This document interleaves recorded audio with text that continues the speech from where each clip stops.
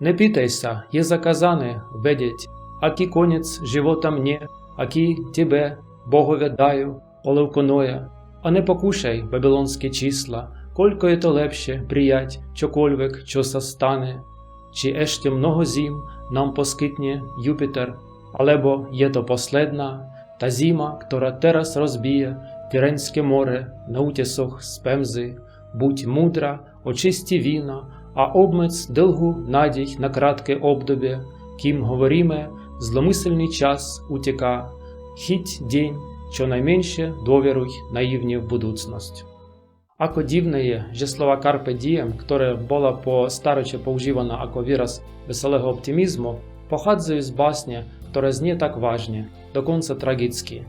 Táto báseň bola napísaná pred 2000 až 40 rokmi, keď bol Horácius 42 rokov starý. Nebola to posledná zima jeho života, Jupiter mu dal 15 rokov viac, ale naozaj zomrel presne na prahu zimy, na 5. deň pred kalendami decembra roku 746 od založenia Ríma, alebo ako hovoríme dnes, 27. novembra 8. roka pred Kristom.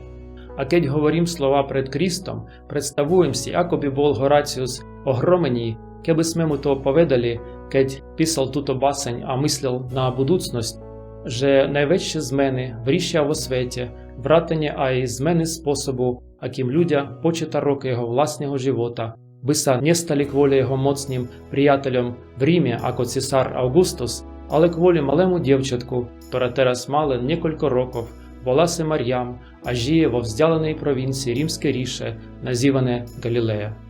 Keď čítam túto báseň v latínčine, vždy ma prekvapuje, že tieto slova vidíme presne tak, ako ich milióny ľudí čítali tisíce rokov. Rímsкі цісарі, а людя, ktorí написали новий закон, pre ktorých to už bola slávna stará báseň, a veľkí spisovatelia, ktorí vytvorili literatúru, ktorá sa stala základným kameňom tých istých jazykov, do ktorých som túto báseň znova preložil. Nevieme, či meno Leukonoe bolo meno skutočnej ženy.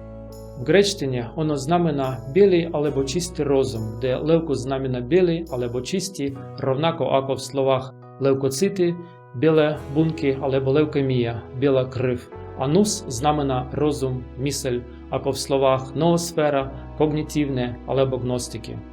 A toto meno sa dokonale zhoduje s radou, aby sme očistili našu myseľ od starosti a problémov, ako by sme filtrovali sediment z vína, a aby užívali si každý deň tak, ako on je, pretože nikdy nevieme, čo prinesie budúcnosť.